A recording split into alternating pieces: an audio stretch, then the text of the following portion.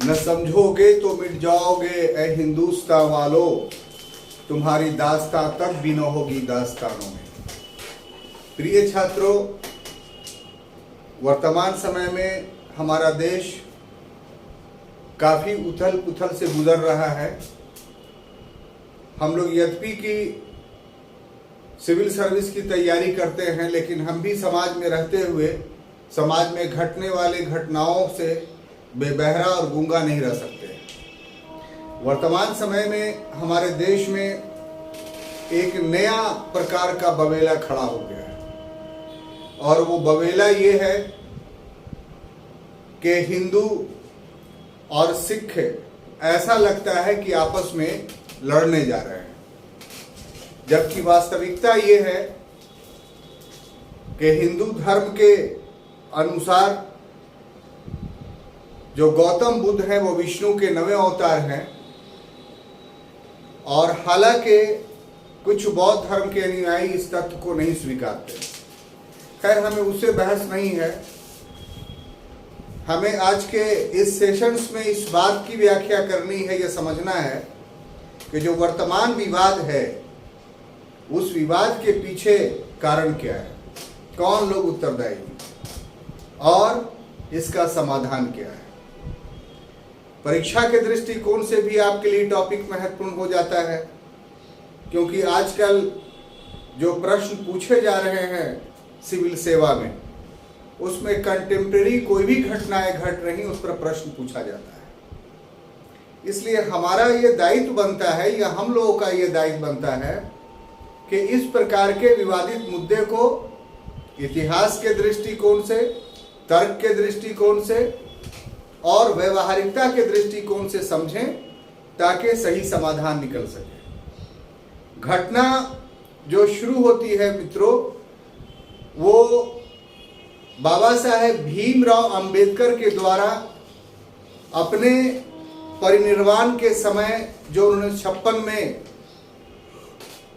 22 संकल्प लिए थे, उससे शुरू होता है। अभी हाल फिलहाल दिल्ली में इस चीज को दोहराया गया, और हजारों लोगों ने जो हिंदू थे उन्होंने बौद्ध धर्म की दीक्षा ली। मित्रों, हमारा जो संविधान है उस संविधान के अनुसार अनुच्छेद 25 के खंड 1 में इस बात की पूरी स्वतंत्रता है, पूरी आजादी है कि कोई भी व्यक्ति अंतःकरण के तहत किसी भी धर्म को स्वीकार कर सकता है, या फिर किसी धर्म को नहीं भी स्वीकार कर सकता है, नास्तिक भी रह सकता है। इसलिए विवाद इस बात पर नहीं है कि 10,000 या 1 लाख हिंदुओं ने बौद्ध धर्म ग्रहण कर लिया, वो उनका अधिकार है। कोई भी व्यक्ति भारत में स्वेच्छा से कोई भी धर्म ग्रहण कर सकता है।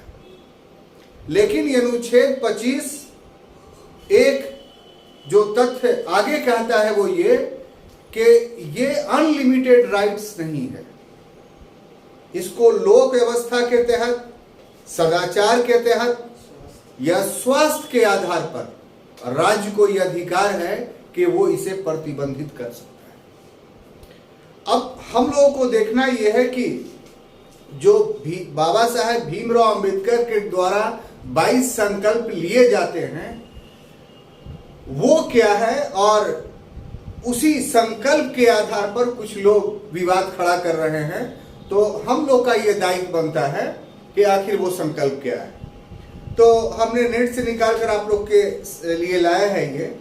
उसमें बहुत सारे संकल्प हैं। इससे पहला है कि मैं ब्रह्मा विष्णु महेश में कोई विश्वास नहीं करूंगा और न ही मैं उनकी पूजा करूंगा।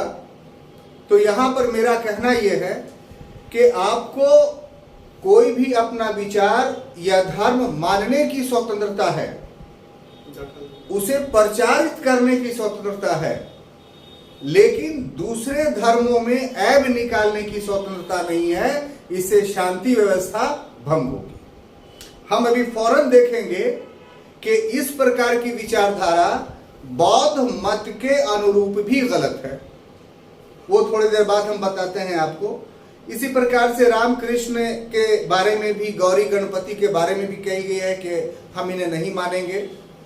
सबसे महत्वपूर्ण बात यह है कि ये जो 22 संकल्प है बौद्ध धर्म के, सॉरी बौद्ध धर्म मतलब के जो 9 बौद्ध हैं जो अपनाते हैं, जो लेते हैं प्रतिवर्ष बुद्ध पूर्णिमा के अवसर पर, तो ऐसी परिस्थिति में ये अपने आप में कंट्राडिक्ट करता है।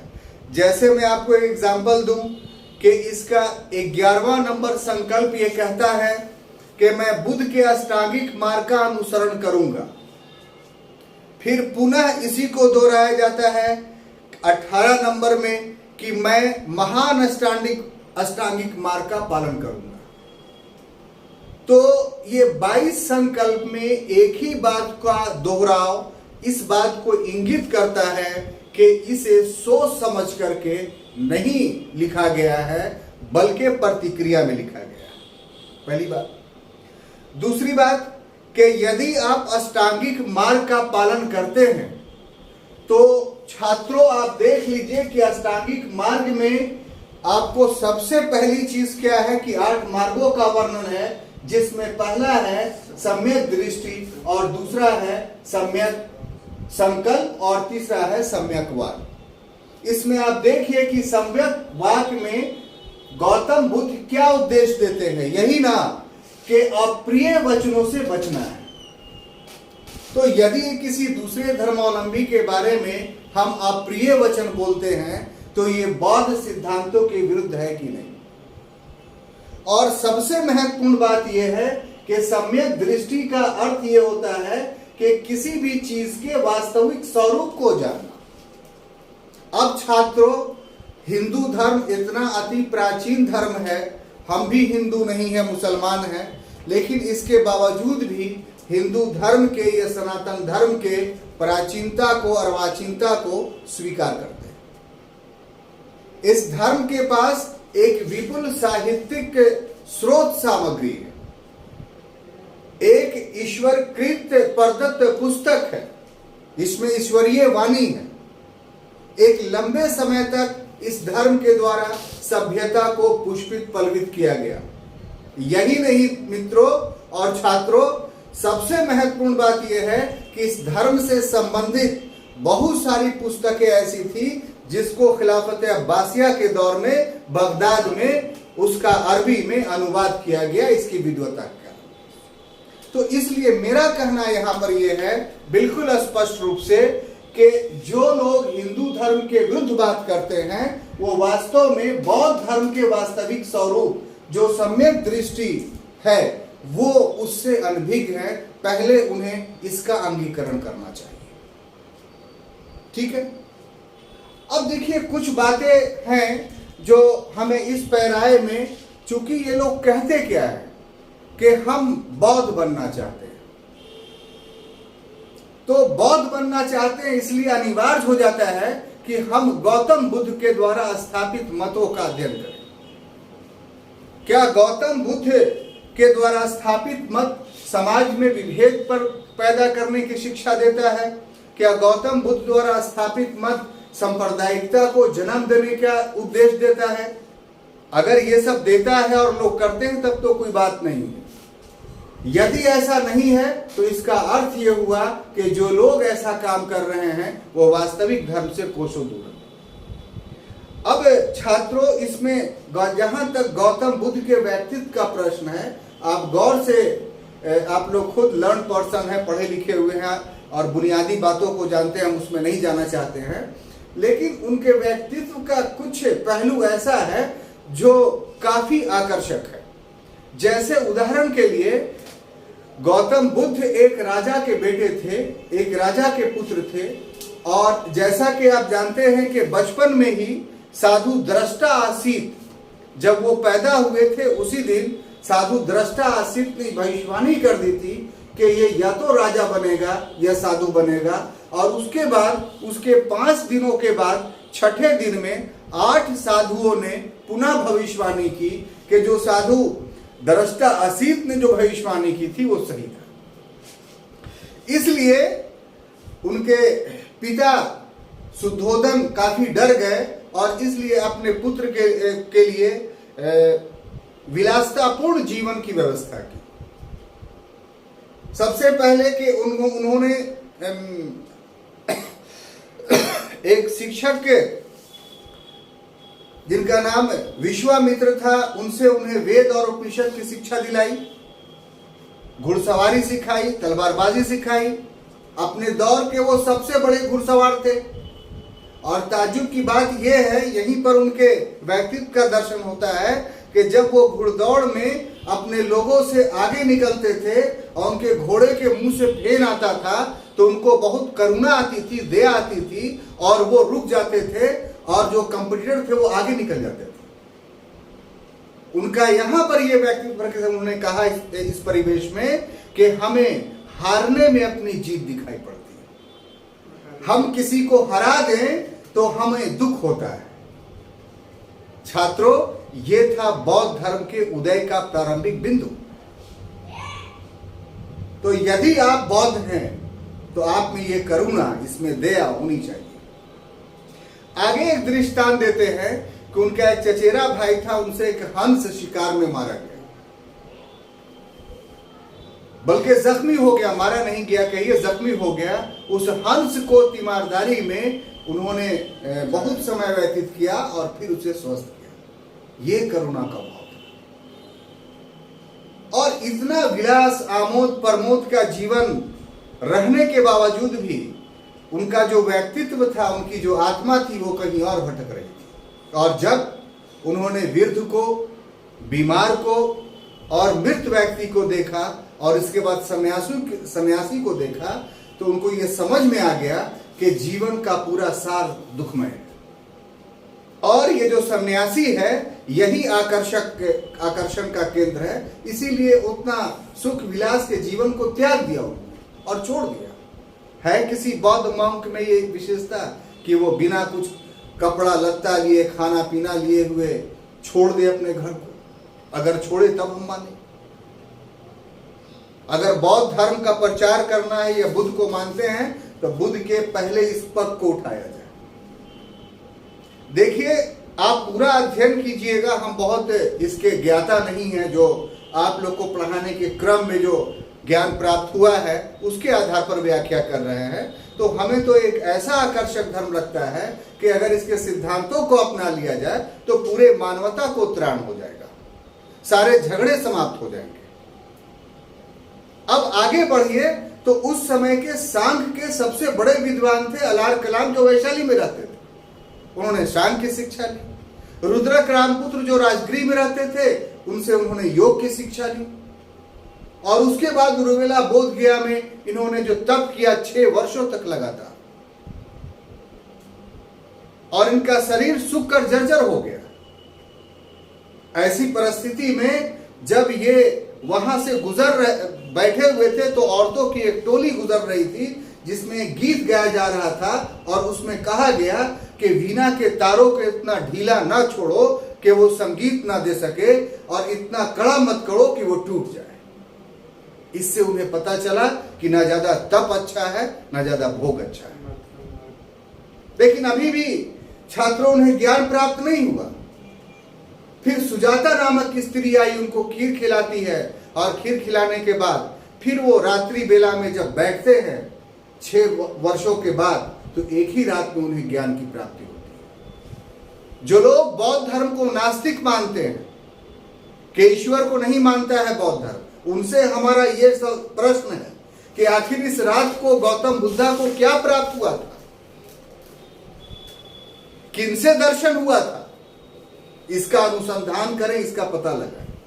जहां तक मेरी बात है, हम ये समझते हैं कि यहीं पर गौतम बुद्धा को ब्रह्म का, ईश्वर का या अल्लाह का दर्शन हुआ था और उसके बाद वो पर ब्रह्मा में विलीन हो गए। और यही कारण है कि उसके बाद जो लोग मिलते गए, जितनी सारी समस्याएं थी, सारे समस्याओं का समाधान उनके माध्यम से हुआ या फिर सारे प्रश्नों का निराकरण हुआ।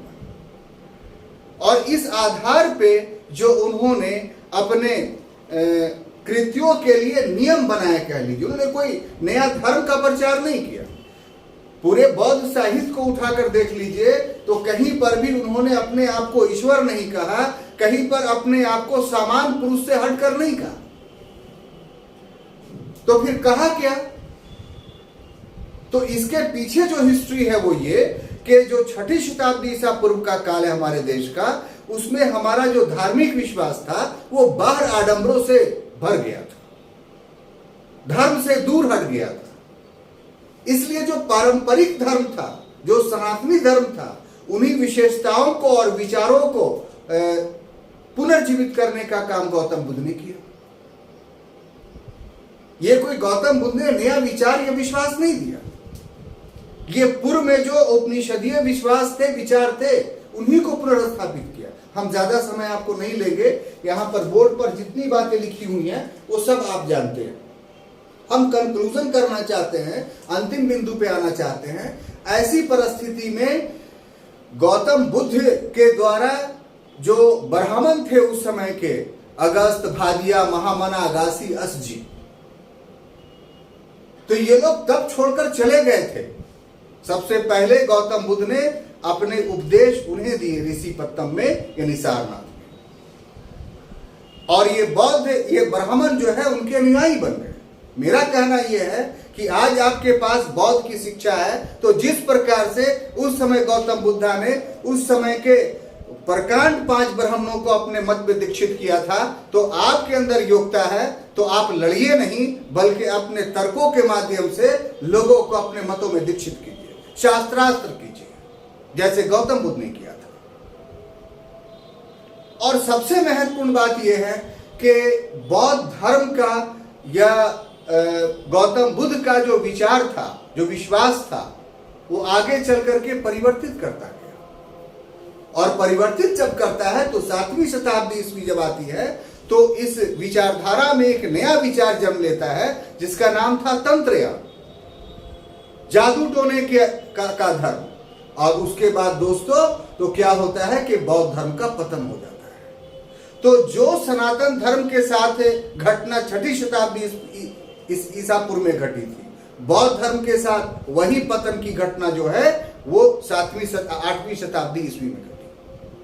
और फिर से शंकराचार्य ने पुनः हिंदू धर्म का पुनरोदय किया, यह सनातनी धर्म का पुनरोदय किया।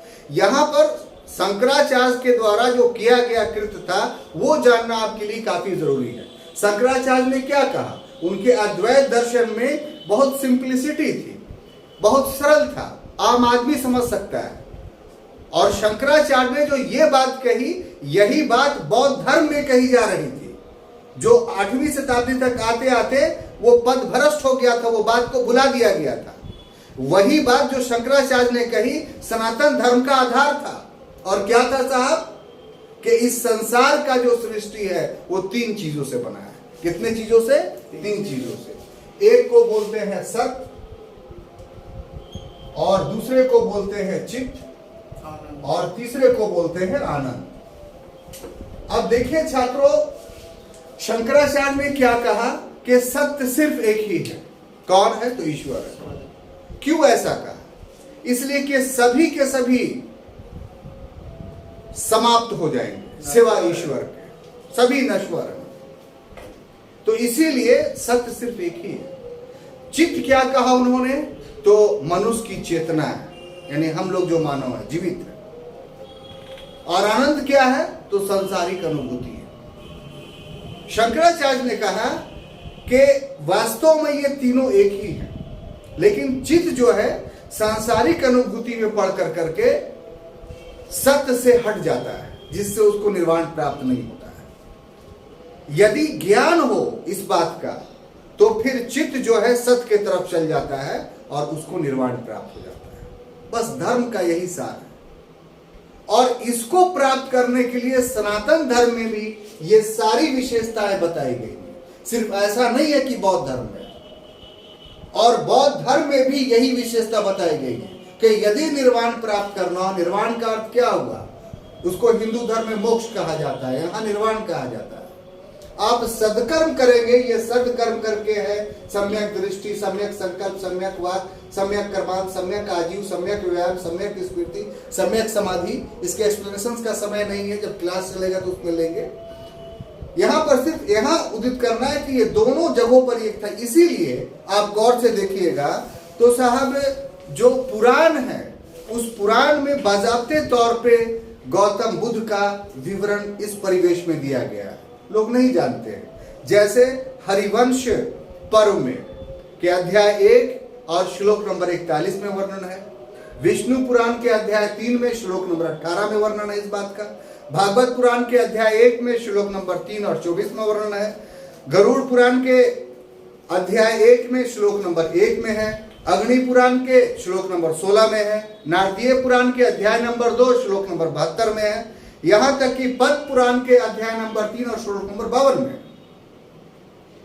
अब सबसे महत्वपूर्ण बात है कि जब चीजें एक ही थी तो फिर गौतम बुद्ध क्यों आए, क्या आवश्यकता हुई, ये राज की बात हम बताना चाहते हैं आपको। तब धार्मिक विभेद समाप्त हो जाएगा। राज की बात खुद जो है ब्रह्मांड पुराण खोलता है।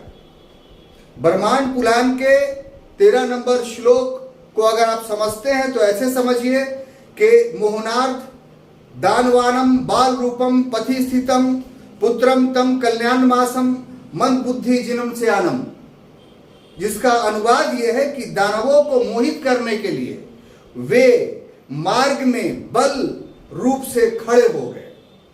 इसका अर्थ क्या हुआ कि उस समय दानवों का राज हो गया था, तो उसके सामने डट कर खड़े हो गए। जिन नामक मूर्ख दैत उनको अपनी संतान मान बैठा। जिनों का कब्जा था उस समय इस इलाके में।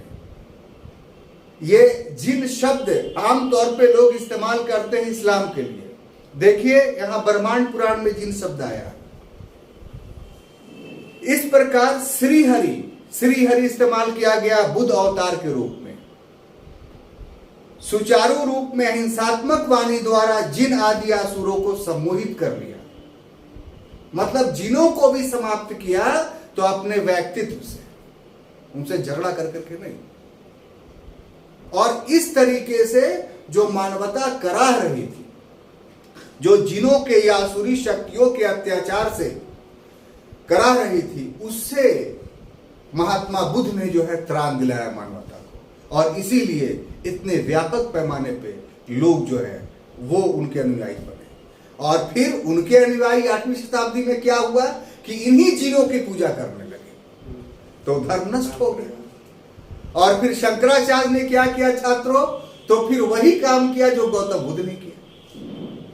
तो इसलिए धार्मिक आधार पे कोई विभेद नहीं है। विभेद वर्तमान समय में हर धर्म में कुछ ठेकेदार पैदा हो जाते हैं जो व्यक्तिगत लाभ के लिए धर्म का दुरुपयोग करते हैं। इसलिए सभी पक्षों को, अगर किसी को बौद्ध बनना है उससे भी उनको निर्वाण मिल जाएगा, हिंदू बनना है उससे भी मिल जाएगा। झगड़े से नहीं बनता है संविधान। इसीलिए सबसे बड़ा धरोहर हमारा है कि सभी को ये आजादी देता है। लेकिन वो आजादी इस रूप में नहीं आपको मिलता है कि आप किसी दूसरे धर्म की आलोचना करें। कमियां निकालने के लिए, अच्छे भाषण देने के लिए बहुत सारे शब्द मिल जाएंगे। लेकिन मेरा विश्वास और विचार ये है कि धर्म पर आक्षेप या आरोप नहीं लगाया जाए। हर कोई जिसको अपना जो अच्छा लगता है वो अपना धर्म अंगीकार करे।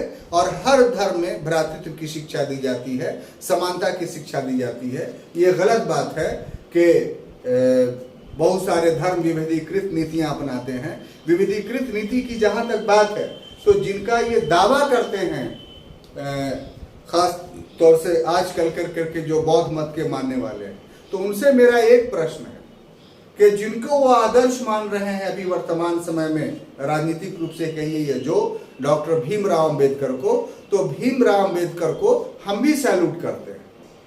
लेकिन जिस तरीके से भीमराव अंबेडकर के व्यक्तित्व को प्रस्तुत किया जाता है, उस तरीके से दूसरे लोग भीमराव अंबेडकर को अपना शत्रु मान लेते हैं, जबकि इस प्रकार की शत्रुता के भाव उचित नहीं है। ठीक है, भीमराव अंबेडकर के बचपन में बहुत सारे उनके साथ गलत व्यवहार किया गया, पानी नहीं पीने दिया गया, शिक्षा में बाहर बैठाया गया, ये सब आप लोग पूर्व से पहले जानते हैं। तो हर सिक्के के दो पहलू होते हैं। एक पहलू तो ये भी ना है कि भीमराव अंबेडकर जिस संविधान सभा के प्रारूप समिति के अध्यक्ष बनाए गए, वो अध्यक्ष किन लोगों ने बनाया छात्रों? तो आपको पता होना चाहिए कि 389 लोगों में से मात्र 35 लोग ही ऐसे थे जो निम्न जाति के थे, बाकी सभी लोग अपर कास्ट हिंदूज थे। तो बिना इनके सहमति के इनको कैसे बना दिया जाता इतने बड़े पोर्टफोलियो यानी प्रारूप समिति का अध्यक्ष, और कैसे विधि मंत्री बना दिया जाता। तो जो लोग ज्ञानी थे, जो लोग समझदार थे, उन लोगों ने तो भीमराव अंबेडकर के साथ कोई दुराव नहीं किया। सबसे बड़ी बात यह है कि जो अमेरिका और ब्रिटेन में उन्होंने शिक्षा ग्रहण की, वो किसके पैसे से ग्रहण किया? तो गायकवाड़ के वजीफे से ग्रहण किया। तो गायकवाड़ तो अनुसूचित जाति का नहीं था। तो समाज में बहुत तरह के लोग रहते हैं।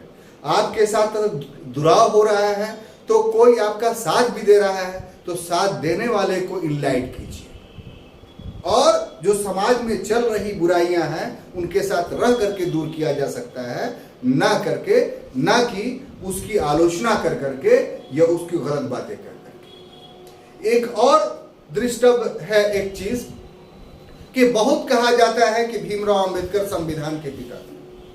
अगर मेरे अध्ययन के मुताबिक माना जाए तो भीमराव अंबेडकर ने संविधान में कोई चीज अगर शामिल की है, उनका उसमें बहुत ज्यादा वर्चस्व था। तो एक आर्टिकल नंबर 32 उन्होंने शामिल करवाया अपने मेहनत से। इसीलिए सभी संविधानविद प्रस्तावना को संविधान की आत्मा कहते हैं, लेकिन डॉक्टर अंबेडकर अनुच्छेद 32 को संविधान की आत्मा कहते हैं, इसलिए कि उनका क्रिएशन था। और दो चीजें ऐसी हैं, एक अनुच्छेद 40 और एक अनुच्छेद 44। ये अनुच्छेद 44 को जुड़वाने वाले संविधान में डॉक्टर भीमराव अंबेडकर। अनुच्छेद 40 जो पंचायती राज से संबंधित था, इसको अनिवार्य उपांग के रूप में शामिल किया जाना था संविधान में, लेकिन इसको डीपीएसपी में शामिल कराने वाले अंबेडकर थे। किस डर से? तो सिर्फ इस डर से कि अगर पंचायती राज मजबूत हो जाएगा तो फिर हरिजनों के साथ गांव देहात में बहुत जुल्म होगा। क्या अभी जुल्म हो रहा है हरिजनों के साथ? पंचायती राज में क्या हरिजन जो है वो मुखिया या वार्ड सदस्य नहीं बन रहे हैं? तो ये तो आपने देश के विकास को नकारात्मक सोच की वजह से रोक दिया। तो इस पर भी दृष्टि डाली जानी चाहिए। और तीसरी बात इसमें ये कि सबसे बड़ी बात फंडामेंटल राइट्स संविधान कैसे बना था छात्रों, पता है आपको? संविधान के लिए हर भाग के लिए अलग अलग समितियां बनी थी, जिसमें मौलिक अधिकार संबंधी समिति के अध्यक्ष सरदार वल्लभ भाई पटेल थे। तो इसमें जितने भी स्वतंत्रता, समानता या धार्मिक स्वतंत्रता का प्रावधान किया गया वो पटेल की देन है, वो अंबेडकर की देन नहीं है। तो इसलिए एक ही व्यक्ति का महिमा मंडन करके बाकी 298 लोगों को तिरस्कृत कर देना, यह भी कहीं का न्यायपूर्ण व्याख्या नहीं माना जा सकता है। इसलिए आज के समय में अनिवार्यता है कि तथ्यों का सही अवलोकन करके समस्या का समाधान किया जाए, न कि आपस में लड़ा जाए। इन्हीं बातों के साथ मैं अपना प्रवचन को बंद करता हूं। Thank you.